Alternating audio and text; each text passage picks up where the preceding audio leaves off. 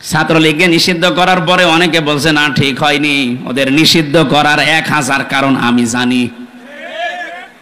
বিশ্বজিৎকে হত্যা মামলায় যে লোকটা আমার সাথে 3 বছর জেলে ছিল, আবরার ফাহাদকে হত্যা মামলার 16 জন আমার পাশে ছিল। ওরা কেন এই কাজগুলো করেছে, কাদের নির্দেশে করেছে, সব এখন আফসোস করছে। ওদেরকে নিষিদ্ধ করার জন্য 1000 কারণ আমি জানি, কিন্তু ওদেরকে আপনি জায়েজ ভাবে কাজ করতে দেবেন একটা কারণ বলতে পারবেন না। ওরা যেভাবে বৈধভাবে দেশে চলবে কোনো কারণ নেই। কয়েকদিন আগে আপনাদের এই জেলার কৃতি সন্তান জনাব তারেক জিয়া ভাইয়ের সাথে আমি কথা বলেছিলাম হোয়াটসঅ্যাপে।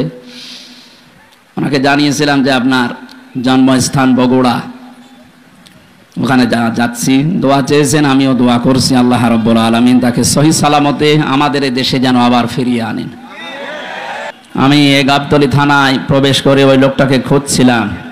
আগস্টের 5 তারিখের আগে এখানে আসার কারণে যিনি আমাকে এই মাঠের ভেতর দিয়ে তাড়া দিয়েছিল,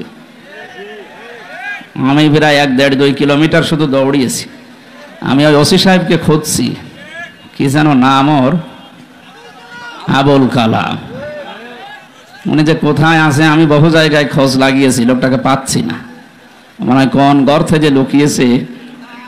আপনার যদি এত ক্ষমতা, উনি বলেছিল যদি হামজার সাহস থাকে তাহলে থানায় এসে আমার সাথে দেখা করুক। ওই সময় আমার পরিবেশ ছিল না। এখন আমি ওপেন বলছি, ওর কানে যদি এটা যায় সে যেন অন্তত আমার সাথে দেখা করে। সময় পাল্টিয়ে গেছে।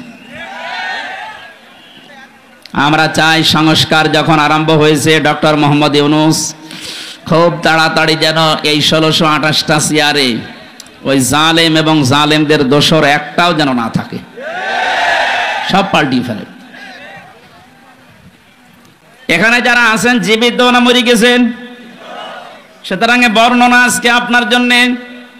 যদিও 15.5 বছরের নিয়মটা অনেকে তুলে দিয়েছিল, কোরআন আপনি পড়বেন বোঝাবেন, পড়েন বোঝান মরা মানুষকে, জীবিত মানুষদেরকে কোরআন শোনাবে ব্যবস্থা করলে বন্ধ করে দিত।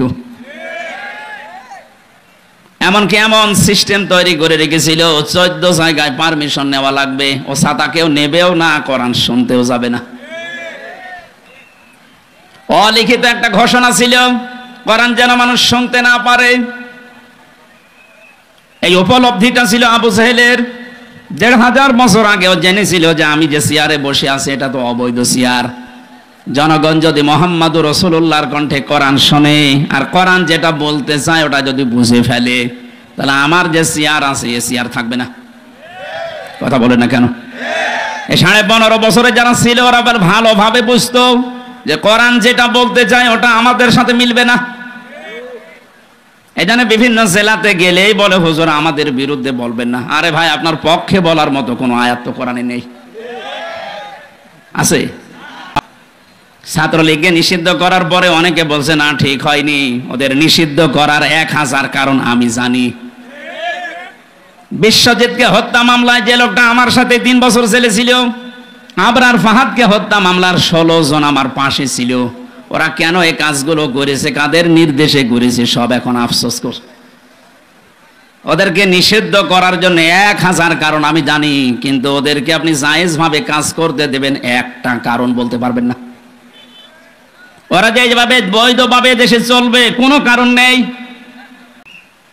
2006 সালে আগস্টের অক্টোবরের 28 তারিখে যে দৃশ্য ওরা দেখিয়েছে, তামাম পৃথিবী হতভম্ব হয়ে গেছে। সেই হিসাবে উনি তো বিভিন্ন মডলদের কাছে তদবির করছে যে আমি নির্বাচিত সরকার ছিলাম, আমাকে উৎখাত করা হয়েছে। এটা যে দাহা মিথ্যা কথা, শয়তানও বিশ্বাস করে। আপনি যদি শয়তানকে এখন ডাক দিয়ে বলেন যে 15 বছরকে উনি নির্বাচিত ছিল, শয়তান পর্যন্ত বলবে না। কথা বলে না কেন? কুকুরকে যদি জিজ্ঞাসা করেন যে দেখো বলো এই যে 15.5 বছর দায়িত্বে ছিল কি নির্বাচিত, কুকুর ঘোড়ার মতো হাসবে, বলবে এ কি বলে, একটা কথা হলো। হ্যাঁ, নির্বাচনের আগে 154 জন হয়ে যায়, দিনের ভোট রাতে হয়ে যায়, ও আবার বলে যে আমি নির্বাচিত। ও আছে তাবাকুম, আল্লাহ বলেন আমি নির্বাচিত করি। এই বগুড়াবাসী, নির্বাচিত করা হয় যে পদ্ধতির মাধ্যমে, ওই পদ্ধতির নাম কি? নির্বাচন। বলেন বলেন বলেন, নির্বাচনের মাধ্যমে নির্বাচিত করা হয়। আমাদেরকে আজকে এলাকায় যত মানুষ আছে কোরআনে কারিম শোনার জন্য আল্লাহ নিজে নির্বাচিত করেছেন।